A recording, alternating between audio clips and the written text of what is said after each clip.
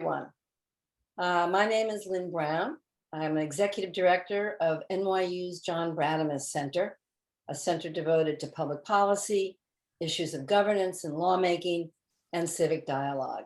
And I'm delighted to welcome all of you who have zoomed in to this discussion of Sisters in Hate, American women on the front lines of white nationalism.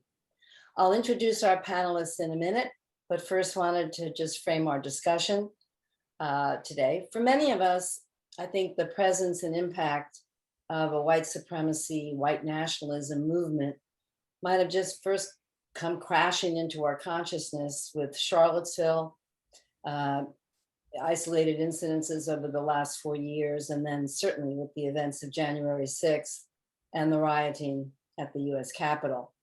But others, including our two panelists today, have been thinking about this for a while and studying the movement.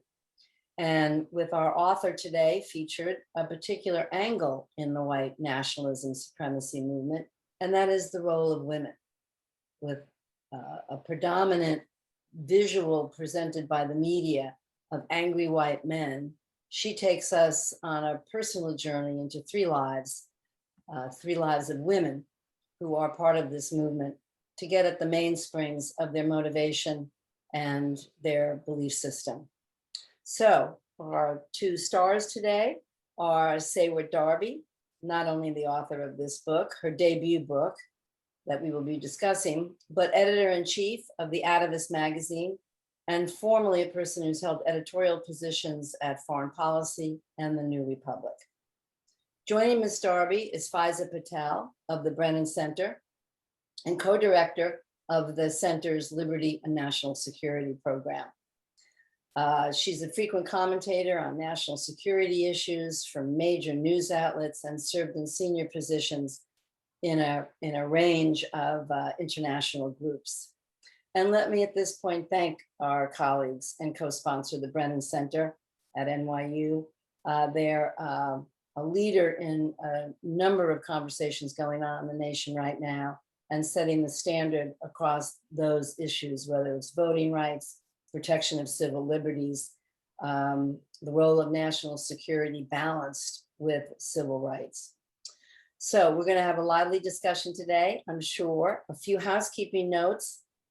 If any of you have questions during the discussion, we will be monitoring them and be glad to introduce them at key moments into the dialogue, but use your Q&A feature down on the bottom of your screen. And also we have, for those who would like to use it, closed captioning. That also is a button on the bottom of your screen. Just click that if you would also like the closed captioning feature. But I think with that, I'm going to get out of the way and turn it over to Faiza, who will begin the discussion of Sisters in Hate. Super, thank you, Lynn, and welcome everybody. It's obviously a very timely discussion, unfortunately, but one that I think is really worth delving into.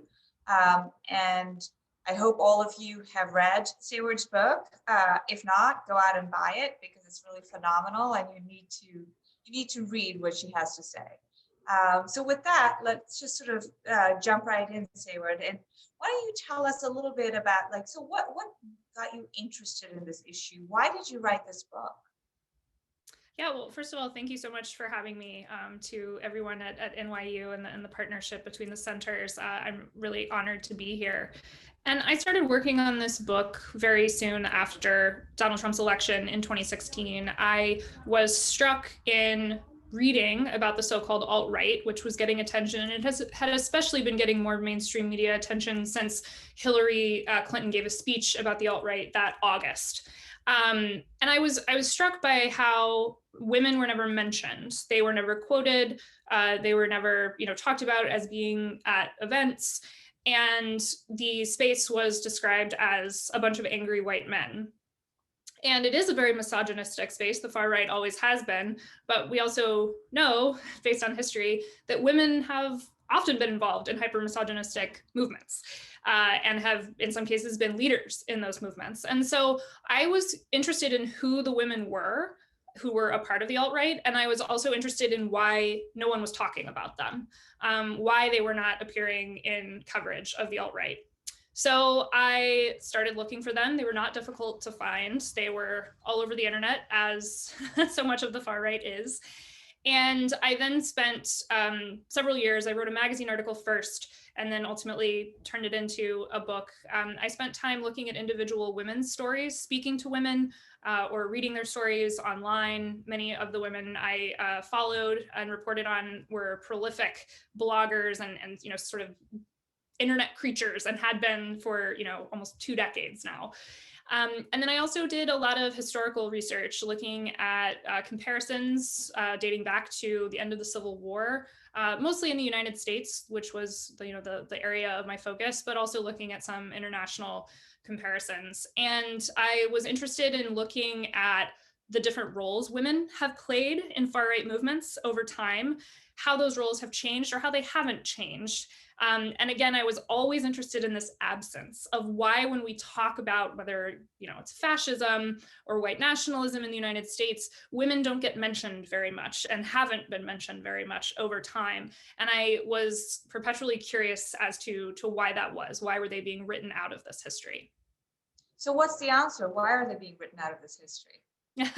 Well, it's complicated, but I think that at base, it really has to do with sexism in its own way. This assumption that women are the better angels of society, that they are not capable of doing as much damage as men. And time and again, when history has been written, whether you're talking about the antebellum period, the Civil War, the history of the Ku Klux Klan, the history of Nazi Germany, a lot of the first writing of history was done by men who just assumed that women weren't perpetrators of bigotry and violence. And only in the last few decades have more feminist scholars, mostly historians, but some sociologists and political scientists, have started noting that women were written out of the history because in the aftermath, people assumed they could not have been a part of this. They could not, or if they were a part of it, they were forced into being a part of it, had no choice because of the misogyny, as opposed to benefiting from the misogyny and perpetuating it on top of the racism that was built into these regimes or movements. So I definitely recommend, there's some wonderful books. They Were Her Property is one that looks at the role white women played in slavery in the American South, that came out a few years ago. Mothers of Massive Resistance looks at how women led resistance to the civil rights movement in the 50s and 60s. And actually the book also goes back and looks at the eugenics movement and women's role in the eugenics movement. And then both Hitler's Furies and Mothers in the Fatherland are 2 fantastic books about women's roles in Nazi Germany and how underappreciated they are. Great. So in your book, you walk through the stories of these 3 women. And obviously you're trying to understand them, right? You're trying to get inside their head and bring the reader inside their head. Whenever we talk about people who have odious views or have committed violence, and we try and understand them, a lot of times you get criticized for you're just sort of you're a sympathizer in some way. So how do you walk that line, right? Because you've got to, in some sense, get inside their heads, and yet avoid the sort of charge that you're in some way amplifying or promoting what they want. Yeah, well, I think there are sort of 2 threads there. And one has to do with, are you sympathizing or empathizing? And the other has to do with, are you amplifying and promoting? And so I guess I'll speak to the first thread first. And I think, one thing that I was really struck by when I started working on this topic was that people who were critical of it, and I definitely had people who were critical of it, who said, why are you humanizing these people like they're bad people? And to me, that's a very reductive way of thinking about very pressing problems, because if we don't see people in all their human complexity as actors, and in this case, perpetrators, we can't really understand them. We can't really understand what's motivating them, and how on earth can you begin to deal with the problem if you can't get at those roots. So to me, the process of humanizing them, again, showing them in all their complexity, is necessary, I think, to understanding the broader problem, as opposed to making assumptions or, reductive ideas about them. I don't think that gets us very far from the standpoint of understanding the problem. In terms of, the empathy, sympathy, like how do you walk that line? I was very candid with all of my interview subjects that I did not agree with them, that I would not agree with them, but that I wanted to understand what they believed and how they had come to believe it and why they, believed that it was the way that America should be, the way that the world should be. And so I think that, having that line in the sand from go made it very clear to them where I stood. And I also knew that in the writing, first of the magazine article and then in the book, that I could present their stories, again, in a complex, very human way, but then I was sort of a counterweight as the writer, narrator of saying, this is false, this is odious, which isn't to say that it's not worth looking at, shining a light at, or light on, I should say, but that, I could then contextualize it in a way that indicated, there are moral rights and wrongs here, and I'm going to define what those are for the reader. And I think one of the things that was problematic in coverage of the alt-right in 2016, 2017, around that period, is that because of, the sacredness of objectivity in journalism, there was not enough of that. There was not enough of saying, okay, here's what this person believes, and then, and putting it in context, and calling a spade a spade. And I think we've seen a lot of improvement on that front over the last couple of years. And then with regard to the amplifying, promoting, I think that there's a sort of, it's not an arrogance. Well, yes, it is kind of an arrogance on the part of some mainstream media, big and small, that without them, nothing gets amplified or promoted. Right. And what we have seen with the far right is that they have infinite platforms. When one gets taken away from them because they get kicked off Twitter or whatever, they just build another one or they find another one. And if you don't shine a light on the problem and tell these stories, that does not mean that they're not going to find adherents. If anything, you are just creating echo chambers in which they are able to peddle their stories and their ideas unfiltered. So a good example of this, a concrete one, is that immediately after the 2020 election, on Twitter, because Donald Trump was finally kicked off Twitter, there was a little bit of an exodus of some right-wing types. People saying, I no longer want to support this platform because it doesn't support my president, they're violating his rights, my rights, whatever. Won't even get into rights and how wrong that is in that situation as a term. But they announced that they were going to Parler, this other sort of knockoff messaging site. And there were mainstream media types and, sort of lefty pundits and whatnot who basically their reaction was good riddance. We don't want you here anyway. We don't need to hear from you.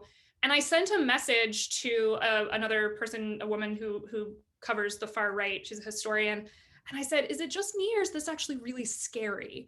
And she said, oh no, it's terrifying. Because if you just say, bye, see you later, then you're just letting that echo chamber create itself. And again, what we saw is that stories and ideas were shared unfiltered, and Parler became a very important platform for organizing the January 6th insurrection. So I think that, when you're covering these topics, you need to be very clear-eyed and you need to be very candid about what is right and what is wrong. You should not just allow people to say what they want to say unfiltered. But at the same time, you have to understand that if you don't tell these stories, these problems, these ideas are going to keep festering and blossoming, frankly, in corners that you prefer not to look at. And over history, we've seen that white nationalists are very aware of this. And so they were some of the earliest adopters of internet technology in the mid-1980s, because they knew that they could go into these, kind of emerging message boards and communicate with each other and share their ideas. They didn't need journalists. They had these ways of communicating. And certainly, in the advent of social media, they again, early adopters and used it quite savvily. So I think that as long as you are approaching the topic with the right mindset, writing about it is actually vital, because otherwise they're going to amplify and promote unfiltered. So lots of threads to follow up from that answer. Let's talk about online for a moment, because I think it's really interesting to watch the debate about online speech. And obviously, the social media platforms are private companies, so First Amendment rights do not apply per se. At the same time, they have a huge impact on shaping public discourse. And so people naturally, and they often speak in terms of free speech, right? They sort of position themselves as being the defenders of free speech. And so there's obviously a delicate balance over there about what's right and what's wrong. And I don't think we know the answer yet. But one of the things that I wanted to sort of hone in on with you is this idea of this multiplicity of platforms, right? And when we talk, when Congress, decides that it's annoyed with what the tech giants are doing, it like typically hauls in like Facebook, Twitter, and Google, that owns YouTube. But it doesn't really focus on the smaller platforms, right? And oftentimes when you see sort of proposals around reform, et cetera, in the US and then also in Europe, which is much ahead of us in terms of thinking about these issues, oftentimes they're really focused on the really big platforms. And I guess I just wonder, what do you think about that? Is that the right media ecosystem for policymakers to be thinking about? This is not even getting into the question of what they can and cannot do, which is pretty fraught in of itself. But like, where should attention be focusing, right? Because everyone's getting kicked off Twitter. Right. Yeah. I mean, I think that, certainly when we're talking about, who are the actors whose impact is the biggest in this space. And, no question, Facebook, for instance, we've seen time and again, I mean, every story that comes out about Facebook, I can't believe what an unethical company it is, with regard to these issues and others, frankly. Privacy, immediately comes to mind. And so I don't think that policymakers are wrong to focus on those companies. We saw that Google/YouTube was a huge, radicalizing force in recent years. And so it's not so much that policymakers shouldn't be focusing on them, and I should say, journalists too, and people who are attempting to kind of understand this problem and document it, but rather, again, it's this assumption that if something is new and small, that it can't possibly be consequential. And what we've seen over the last 4 years, especially, I guess going on 5 years now, is actually, the rise of particular smaller platforms that for a time are very instrumental for the far right from an organizational perspective. So Discord, which was, created to be a gaming communication platform, white nationalists co-opted that and used it to plan the events in Charlottesville. Telegram is another one, Parler, certainly. And, they've kind of risen and fallen to a certain degree. There was Gab, remember? Gab, I was just about to say, I forgot Gab. And, they've risen and fallen. And I think that the fact that they're blips in some ways makes them seem like less of a threat. And that's not the case, but also I think that if you take a step back and rather than thinking about them in an isolated way, thinking about them as part of a pattern, right?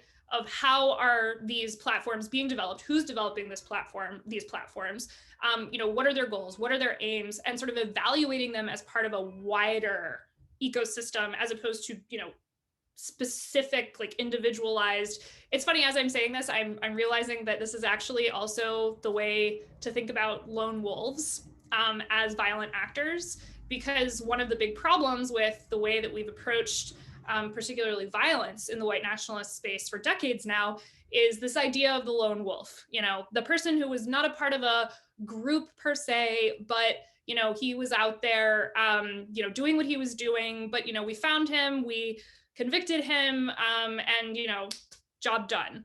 And it's like, first of all, they are not actually lone wolves because they are getting their ideas from these online networks, ecosystems, and affiliation with a particular group or membership with a particular group is not necessarily, you know, the way to evaluate. But why is that? I mean, typically when you think about conspiracy or you think about terrorism, you think about operational links, right? Is somebody a member of the PLO? Is somebody, you know, affiliated with the mafia? And the way the law works is that that affiliation has certain legal consequences, right? So when you move away from an operational link in order to deal with this violence, you actually open it up really broadly, right? So does that mean that anybody who has, say, visited, you know, I don't even know all the names you do, right? One of the neo-Nazi websites, right? Like, in some sense, if it's just ideological linkage, it's very, very broad, right? So yeah, I mean, I guess I'm thinking about, you know, evaluating those links, you know, the way people consume information, the type of information they consume, what it causes them to do. I'm really not thinking about that from a law enforcement perspective. Like, I'm not thinking about that from the standpoint of, oh, well, if somebody, I mean, to be clear, like, I would have been arrested a long time ago because I visited a lot of neo-Nazi websites for my research, right?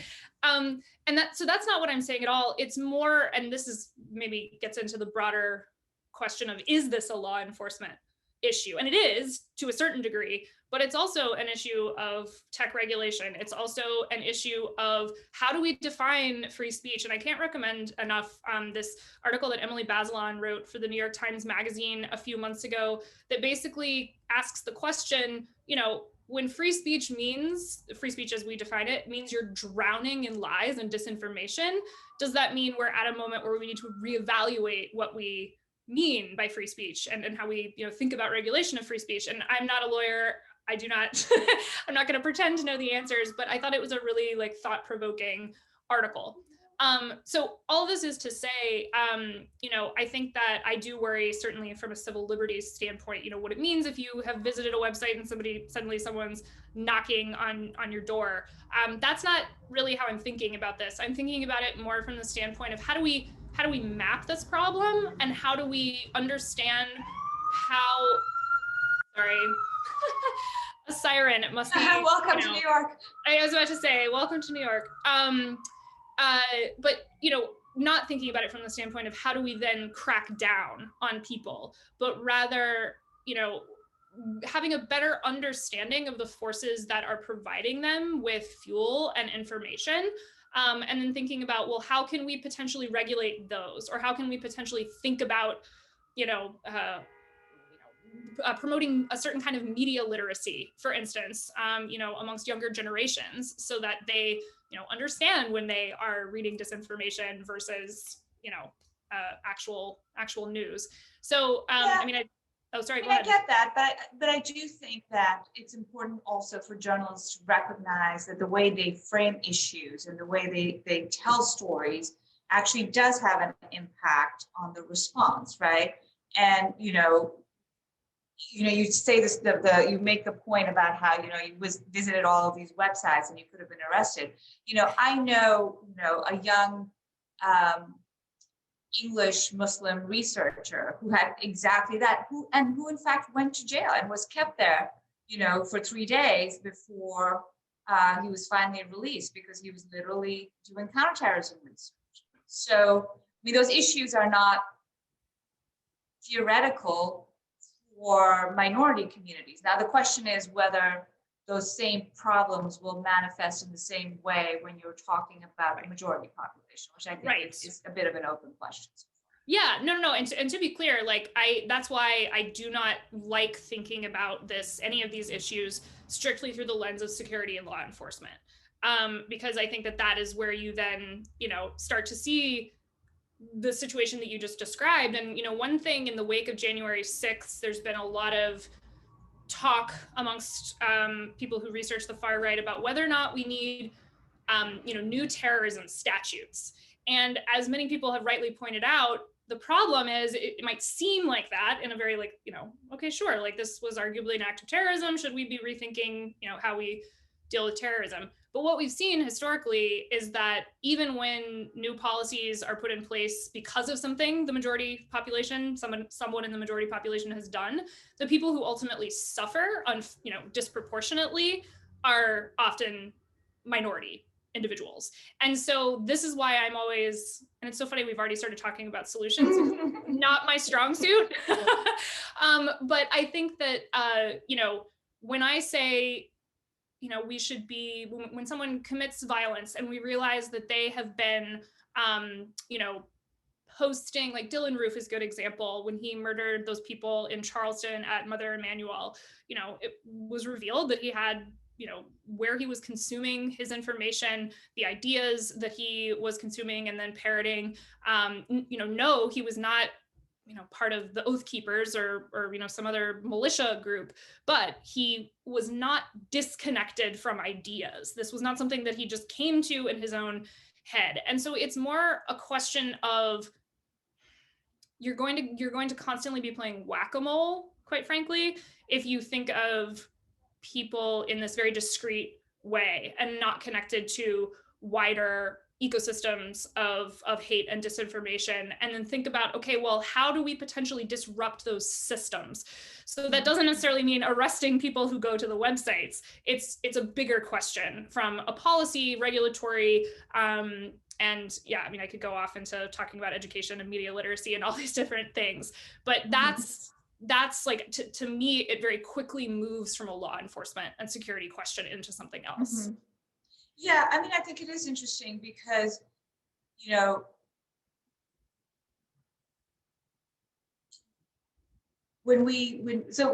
cannot, in some sense, white supremacy is sort of like such a fundamentally American thing, right? And it's something that has such deep roots, unfortunately, in our culture and our society. At the same time, we've had 20 years of having this 9/11 vision on terrorism and violence. And so it's very difficult in some sense to almost disassociate the mechanisms and the ways we have of talking about political violence from when we're looking at white nationalist violence. And I think that there's a lot of ways in which it's not actually that helpful, but that's the vocabulary that we've developed over the past 20 years. So one of the things, and this is sort of the last thing I want to finish up on this thread with you a little bit. So you sort of talked a little bit about, about the role of YouTube in sort of radicalizing individuals, right? And that's definitely something that, again, linking back to the sort of 9/11 framework, right? There was a long discussion about whether YouTube should remove the videos of Al-Awlaki. And they did finally, although they resisted takedowns for a really long time, frankly. And then eventually they did. And of course, Al-Awlaki himself was killed by the US in a drone strike in Yemen. One of the things people always said about Al-Awlaki was that, well, he was radicalizing young Muslims into committing violence. And the thing that always sort of struck me about that was that, millions of people watched Al-Awlaki's videos, right? A teeny fraction of them committed violence. The same is probably true for the videos that Dylan Roof watched, right? Like, there's tons of people who are racist in this country, unfortunately. And so how do you negotiate that, right? How do you, is the goal here to look at those systems that bred this kind of misinformation and hatred and racism, or is the goal to be really focused on violent actors? Because law enforcement is much better at dealing with violent actors than it is with dealing with these big problems. In fact, as a country, we're better at dealing with sort of coming up with a quick security solution and getting out than we are with dealing with these bigger problems. Right. I think that, with regard, when I think about, and I know far less about, radical Islam and its dissemination on the internet than I do about the topic of the book. But I think that, when I think about this content, I am certainly worried about the perpetuation of violence or the promotion of violence. But frankly, what we've seen over the last several years is that this content actually, perverts people's view of reality. And we've seen the ways that that influences elections, people's willingness to accept the outcomes of elections, people's perceptions of race in this country. And so, in flagging hateful content, content that is frankly disinformation or lies, the imperative for taking it down to me is not yes, violence is a piece of that to hopefully prevent it. But it's also about, how do you create better civic discourse, frankly, rooted in actual facts, as opposed to, conspiracy theories, bigotry, all these different things. And so I think that oftentimes the violence gets held up when people are saying, you should take this account down, you should take, they are saying hateful things that can lead to violence, because that's the thing that companies and the government, as law enforcement, will react to, because violence is the thing they're the most worried about, right? But to me, I think the far bigger issue is the way that it has really infected, this disinformation and bigotry has infected the body politic. And again, these are private companies. And I think it's really important to say, what role do you want to play in a democracy? And, at what point are you undercutting, a functioning democracy as opposed to, contributing to it? So when in your book, you talk about these three women, right? You talk and obviously one of them, Corinna, is that how she pronounces her name? I'm not Corinna. sure. Corinna. So she leads the movement, right? But the other two, Ayla and Lana, are very much in it, right? Can you talk a little bit, so what do you think sort of sets them, what are their common, what's common and what's different about them? Particularly, I'm thinking about sort of, why is Corinna the one who leads and the other two sort of seem to be quite content and not really dislodgeable, if you will, from the movement? Yeah, well, so there are three women, Corinna, Ayla, and Lana. Corinna radicalized in around 2009, and then she de-radicalized 2 or 3 years later. And I met her or encountered her story when she had already de-radicalized. Whereas Ayla and Lana were radicalized more in the 2014 to 2016 period, maybe a little bit before that, and do remain very lodged in the movement. I don't think that that means they are dislodgeable, but they are still in it now. And I think, to your question about what is common about them, or what do they share?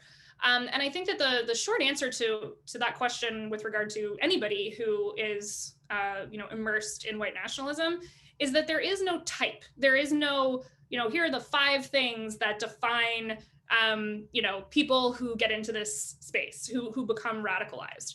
The reasons that people do, first of all, it's not necessarily a particular sense of hatred or vitriol toward people who are not white. A lot of people arrive at the doorstep of the hate movement, women included, with biases and bigotry that is no more intense or overt than the sort of mainstream of white supremacy in the United States. So I think that there is when I first began reporting this, I would have friends say, well, I know why they got into it, because they hate people. I was like, that's actually not true. Or they don't hate people any more than, a frankly run-of-the-mill racist, which is a very weird thing to say, but it's true.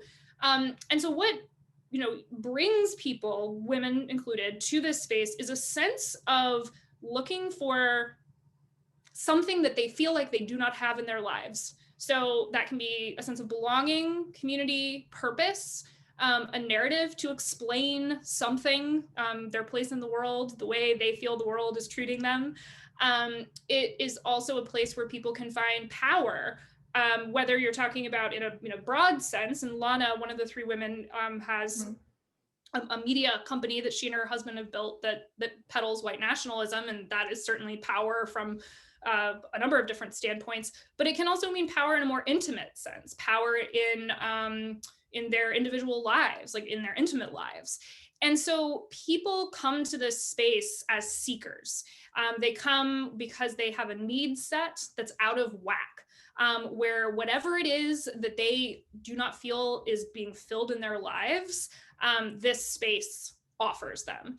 And to your question about sort of being dislodged, the reason that people de-radicalize is quite similar.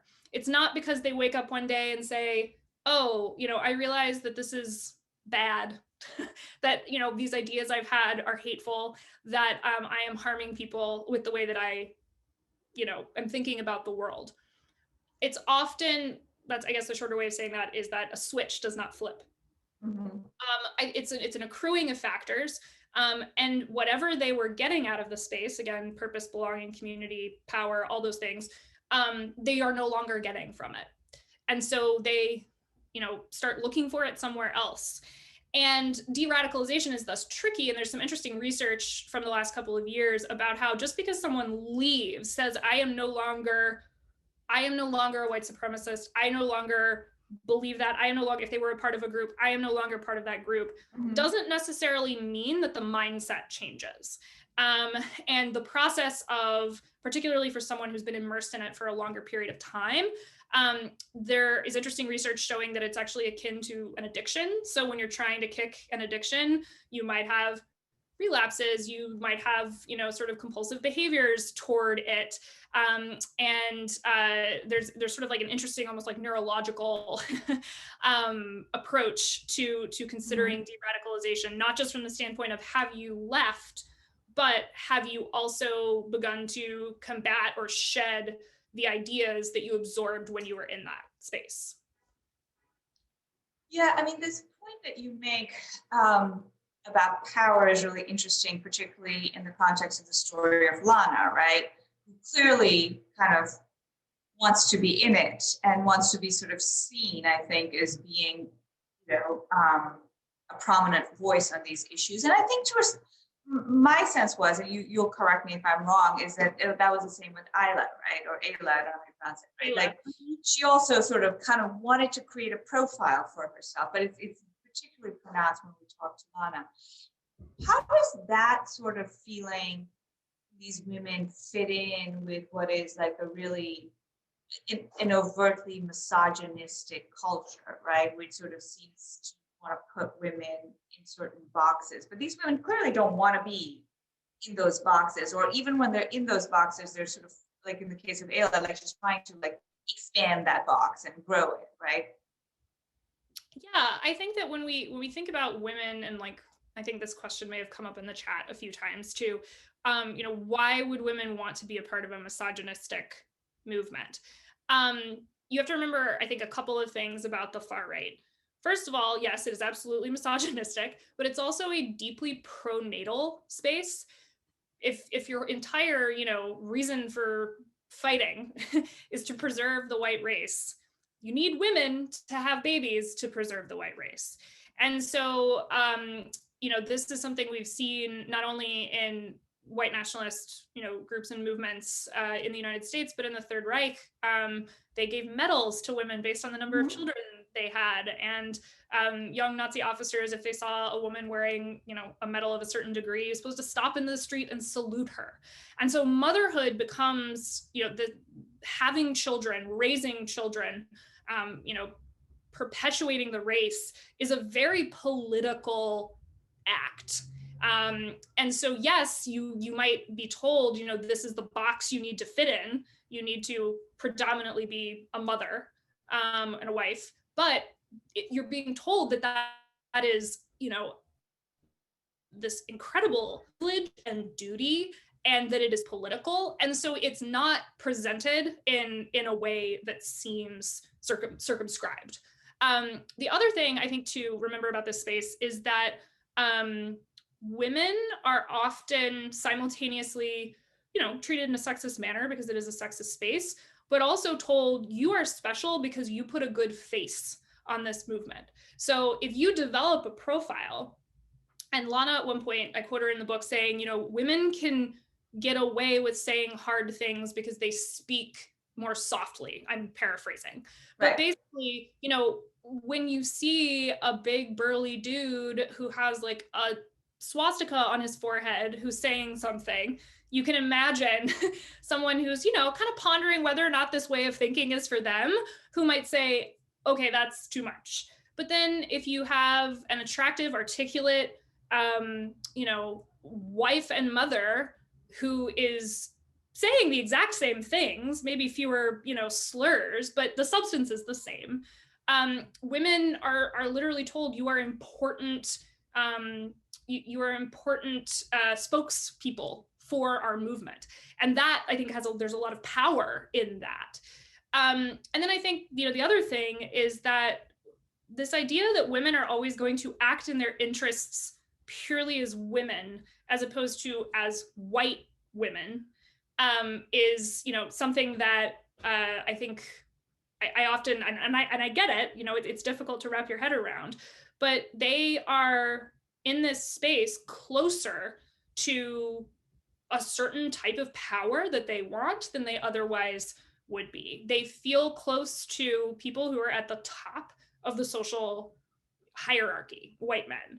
And so they are willing to, align themselves with those forces of power, even if it means that they are, demeaned or, treated badly in various situations, or, told that they can't hold certain roles, because they are still able to have a modicum of power that they feel like they otherwise would not.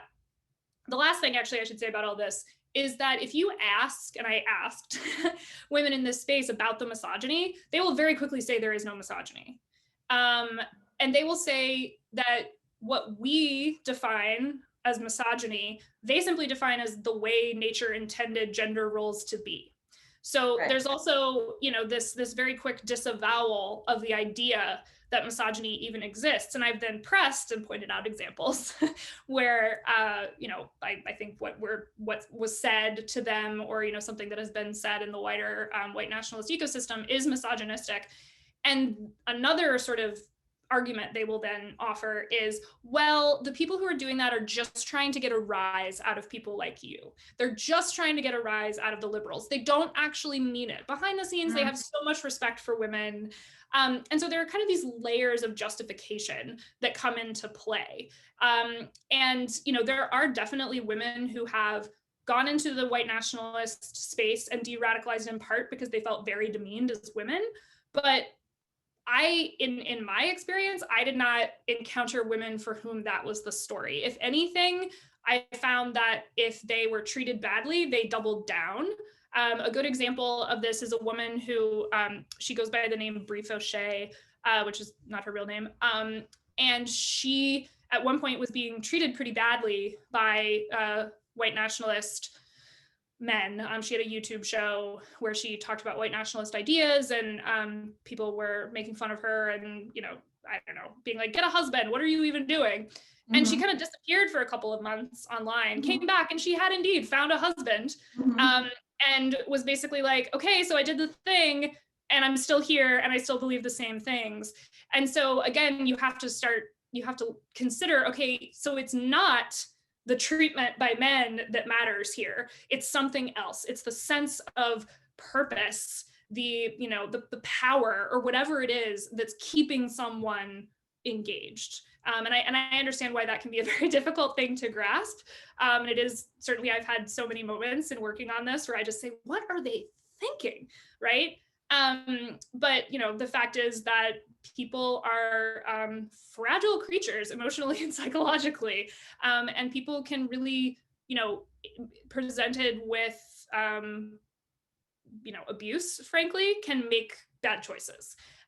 And so one thing a big takeaway for me from working on this project was that we must always hold women in our minds in this space as both victims and perpetrators, and not to lean so hard on one or the other that you completely forget the other side of things. They are both victims of misogyny because it is a misogynistic space, and they are also perpetrators of misogyny and other forms of bigotry. And we just, this kind of gets back to the humanizing question. Like, to see people in that complexity is so important to the project of understanding white nationalism as a problem. Yeah, it's not easy, but that's really helpful. So we've got some questions already coming in, and we have about 15 minutes or so, a little bit less. So I'm going to start pulling some of these questions into the conversation. So, you know, one of the things, and you know, this is, I think, something that a lot of people wonder about, is like, how do you even get people to talk to you about this and to sort of tell you different, you know, so much about themselves? And maybe just to put a bit of a gloss on that, you know, it feels in the book that you got more out of the first two than you did out of Lana, right? Like, what are the differences in sort of access and like different conversations, and why would they even talk to you? Yeah, it's interesting you say that, because I actually feel like Lana gave me more than Ayla. In Ayla's case, she was, and I've seen a couple of questions kind of to the, who are these women specifically, how did they get into this? And so maybe I'll give a quick, in explaining how I got access to them, I'll also give kind of quick arcs. So I'll start with Ayla. So Ayla she self-defined as a feminist for a really long time. And she was very into natural living. She was pro open borders. She was anti-death penalty. She was an anti-vaxxer.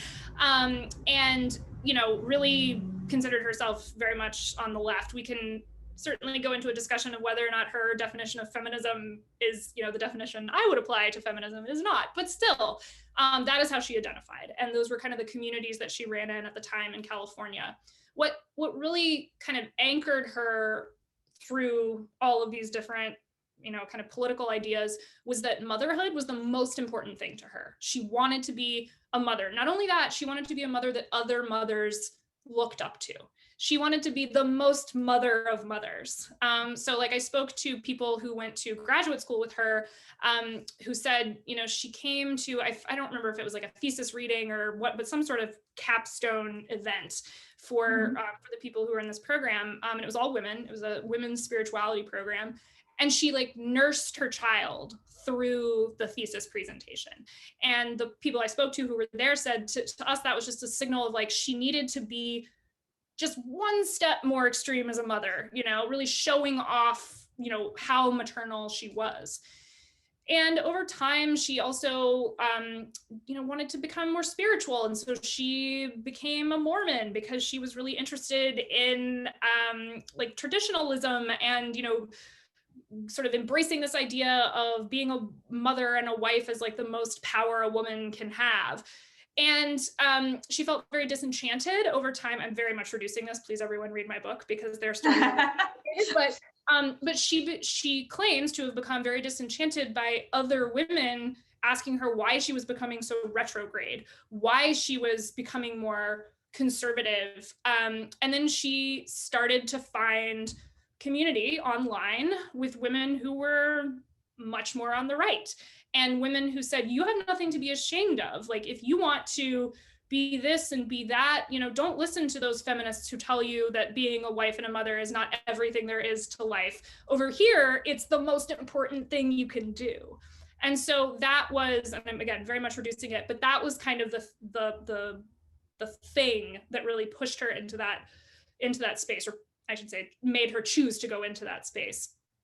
And in terms of my access to her, I reached out to her. I benefited to a certain degree from the immediate post-2016 period where people on the far right were feeling very heady. They were like, our guy won, you know, and we're gonna become this important political force, which ultimately meant they were gonna co-opt the Republican Party, as we've seen.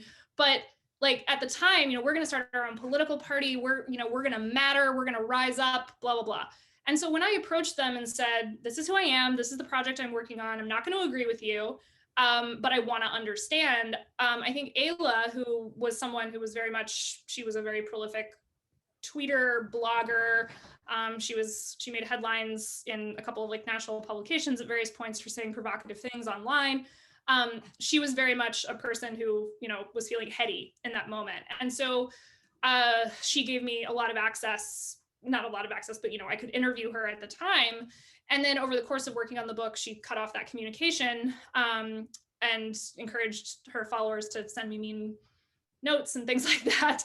I was able to, you know, get the things that I needed that she had not given me because she had been such a prolific internet creature for so long. So right. I think that's it. Yeah. Yeah, blogs dating back to like 2000, you know, Mhm.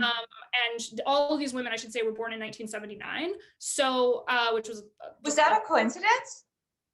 Kind of. It was like when I realized that that was the case, that they were all born within like 3 months of each other in 1979, and I was trying to decide the women I wanted to focus on, there was a certain degree of, oh, well, that's a nice, you know, kind of synchronicity amongst, because they will have lived through the same time period, right?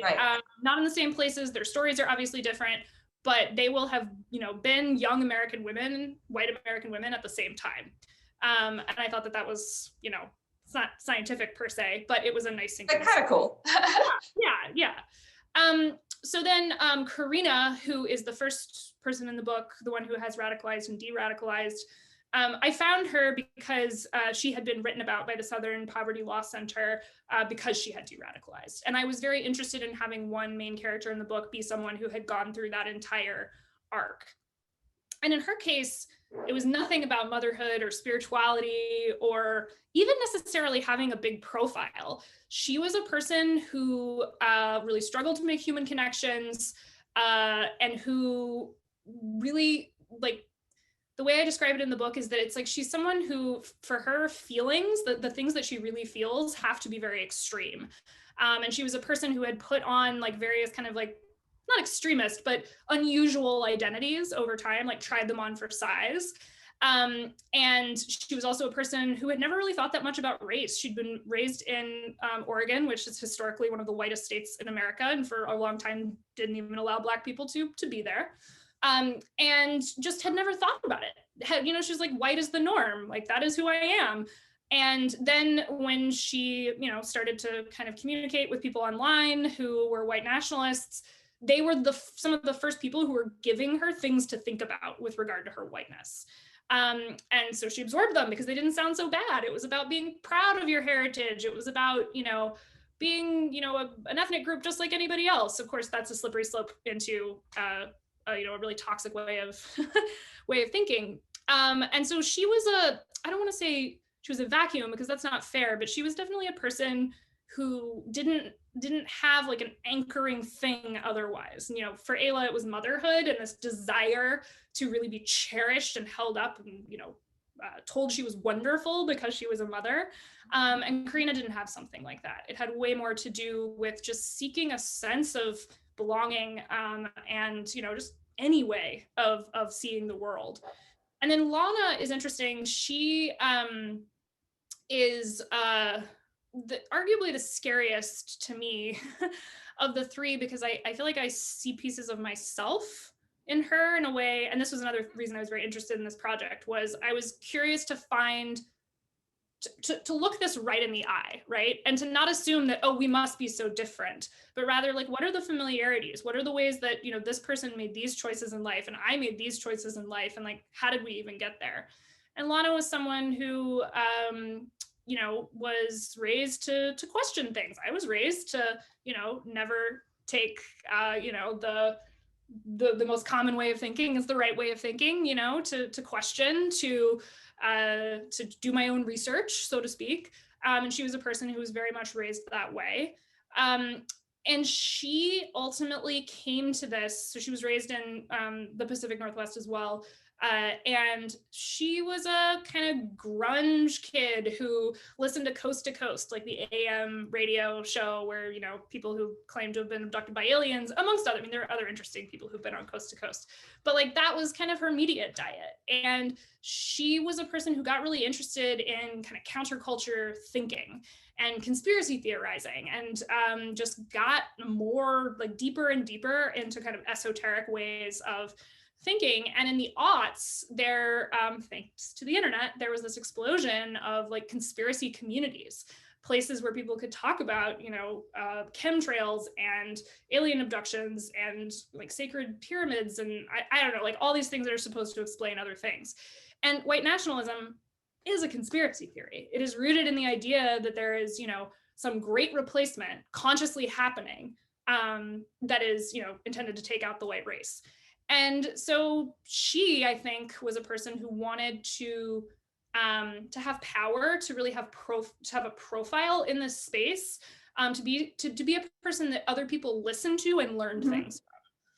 And in this case, she cornered this very racist portion of the conspiracy economy, and made it her thing. And has, really developed, like I said, a small media company around that with her husband, that is hugely influential in the white nationalist space. So in her case, though, I mean, I guess, and this is sometimes the things I wonder too when I see, someone like Laura Ingraham also on Fox News or something. Like, do these people really believe the shit they're saying, or is it like just a way to be provocative and make money? Yeah, I think that this is such a good question. And I think that, you can never really say for sure. Right. But at the end of the day, I think that people, the longer someone is in this space, the more likely they are to really start to, feel these beliefs, to have them be, maybe they started out just trying to say something provocative to get attention. Right. The more you say it, you become conditioned to, that's the thing you say, that's the thing you think. And so I think that, at the end of the day, that distinction from a impact standpoint matters not as much. Just insofar as whether you're just trying to be provocative or you really believe it, like the harm done is still the same. The lies and bigotry shared are still the same. So, in Lana's case, I think she does believe, and I should actually, here's a good example of why I do think she believes this, because I was contacted a few years ago by a woman in Virginia who said, I think that these white nationalists just moved to my neighborhood, and it was Lana and her husband. And I spent time talking to the neighbors about their experience, and the neighbors conveyed that in intimate conversations, just walking down the street, or if they had them over for coffee or whatever, because they were trying to be friendly, that this was a way of seeing the world that Lana was interested in promoting in those settings too. So it wasn't just when the cameras for her company were on. Now, years ago, when she radicalized, was that the case? I don't know. I think that, there is kind of this fuzzy point at which some people go from being provocateurs to really, embracing the things that they're saying just to be provocative. But at the end of the day, what matters is, the harm done by those things is still the same. Great. Well, we are at 1:00, although I think there's like so many more things to talk about in this book. So, but everybody, here it is. You guys should really go out and buy it if you haven't, and then you can delve into the stories of these three women and be rewarded with Seyward's excellent storytelling, as well as sort of the broader historical social analysis that we see throughout the book. So thank you very much. Thanks everybody for attending. I hope you enjoyed the conversation today, and stay safe. Yeah, thank you so much for having me.